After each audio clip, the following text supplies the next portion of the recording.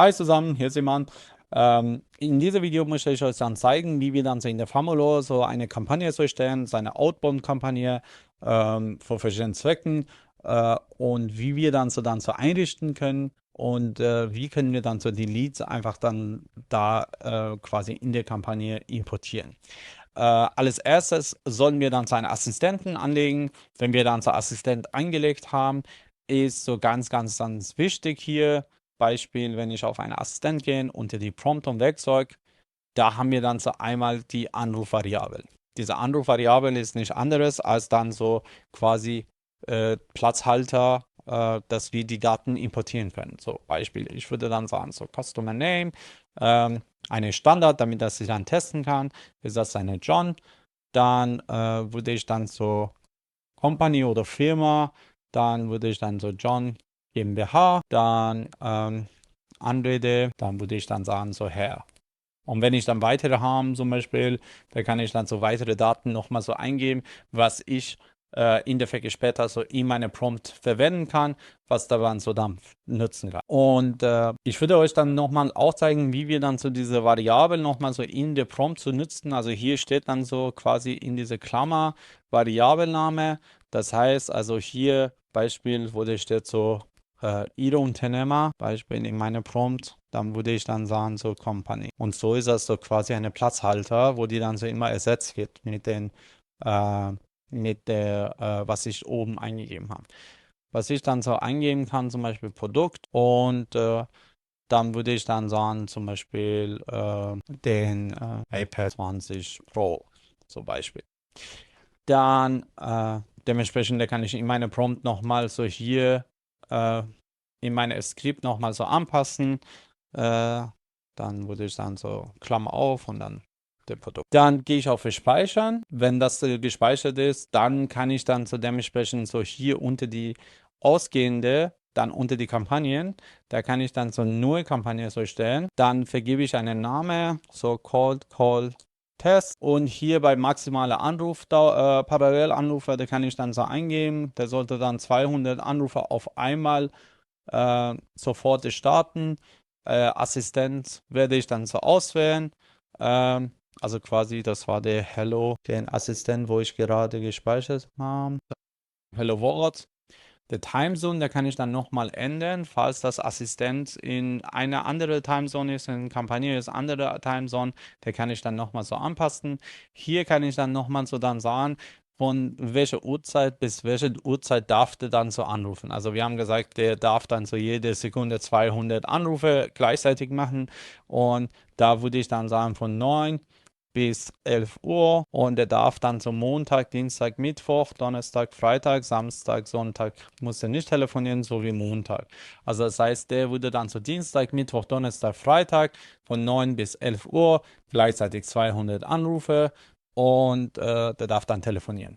Maximale Wiederholung, das macht dann natürlich dann so Sinn. Das heißt, also hier können wir dann sagen, der sollte dann so 5-mal versuchen, 60 Minuten immer wieder der Lead anrufen, wenn der nicht erreichbar ist oder wenn die dann so nicht geantwortet hat, da kannst du dann nochmal antworten. Wiederholen bei Mailbox, da kann ich dann so nochmal so dann aktivieren. Das heißt also, wenn der in Mailbox landet, dann plant er nochmal neu, also 5-mal versucht er dann so diejenigen am Telefon. Wiederholen, bis das Ziel erreicht ist. Das heißt, ich kann es dann so unter meiner Assistent nochmal so bei Postcall, also wenn ich der auf einmal unter meine Assistenz zu gehen, da bei Aktions nach dem Anruf, also den Postcall, hier habe ich dann zum Beispiel Status, Summary oder was ich dann möchte. Und hier kann ich dann zum Beispiel sagen, also Richard, hast du mit Kunde gesprochen Beispiel.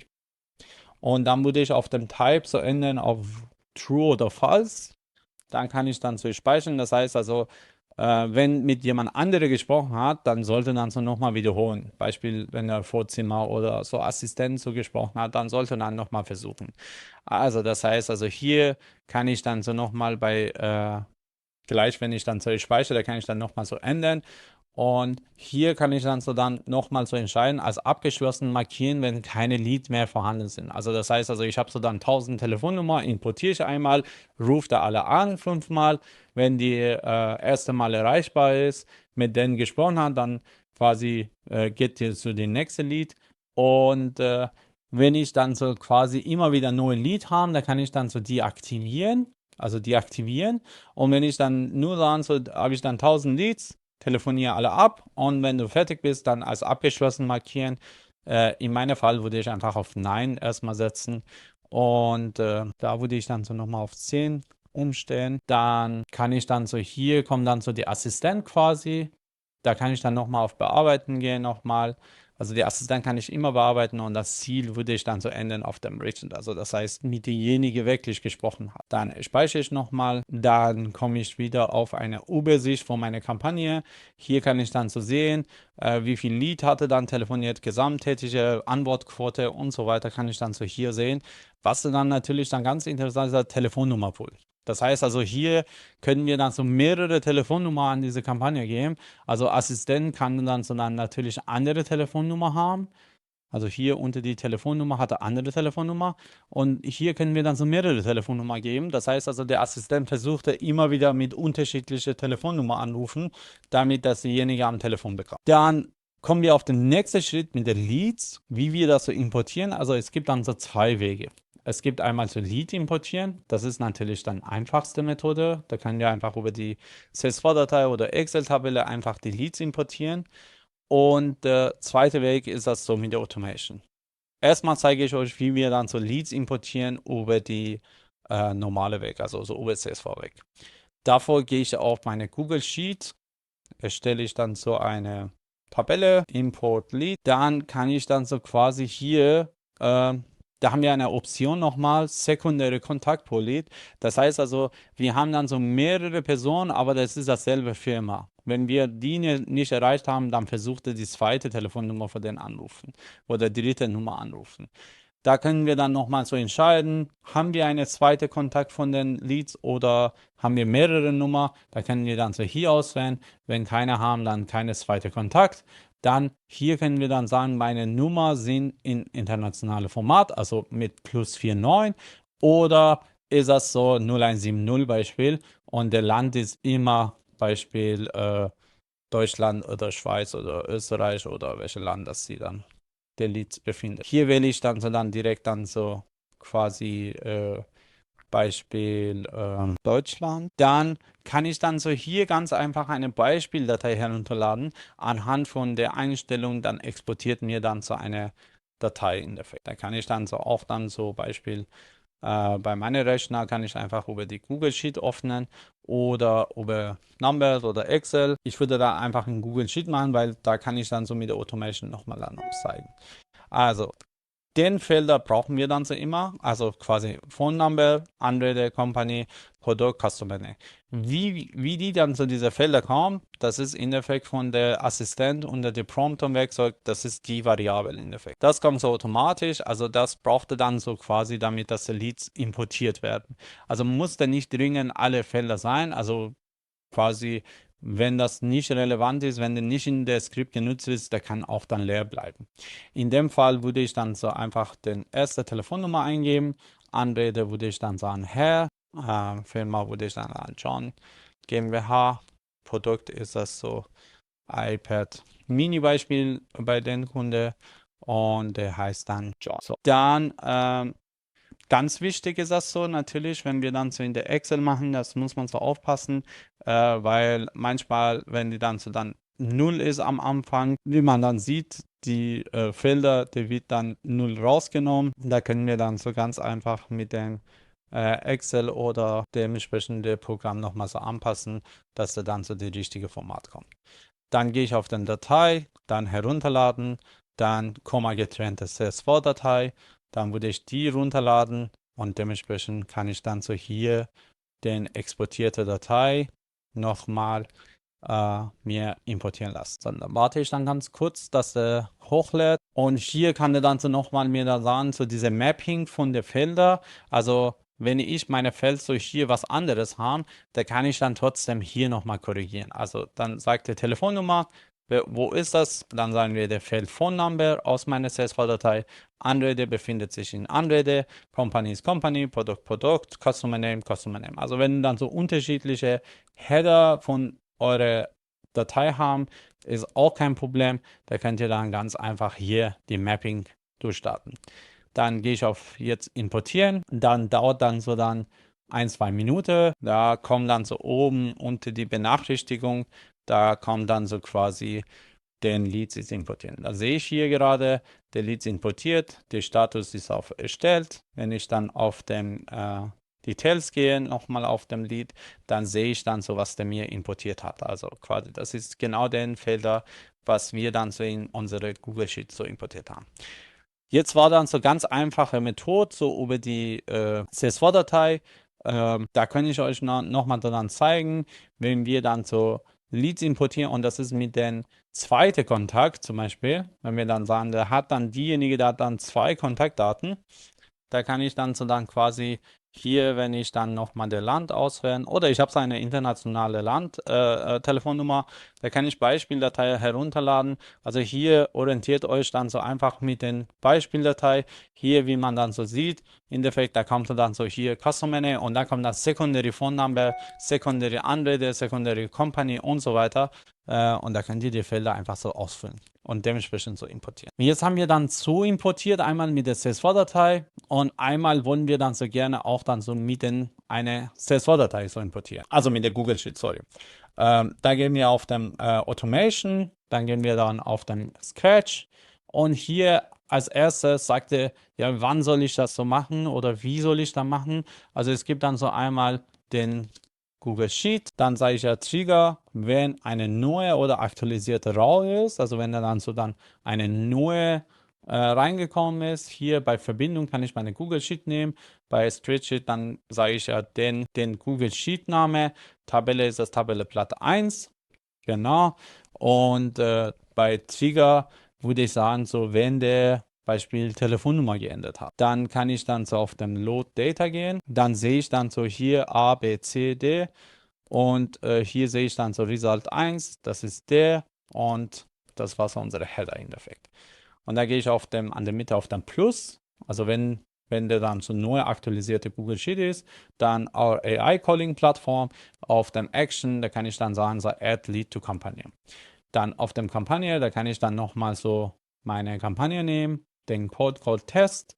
Dann hier bei Customer Phone Number kann ich die einfach dann aus dem Google Sheet, was der mir importiert hat, sagen so hier bei Phone Number, da sollte ersetzt werden. Hier kann ich dann sagen so Allow Duplicate, also dass die Duplikate erlauben oder wenn die dann nicht gibt, dann sollte nicht erlauben.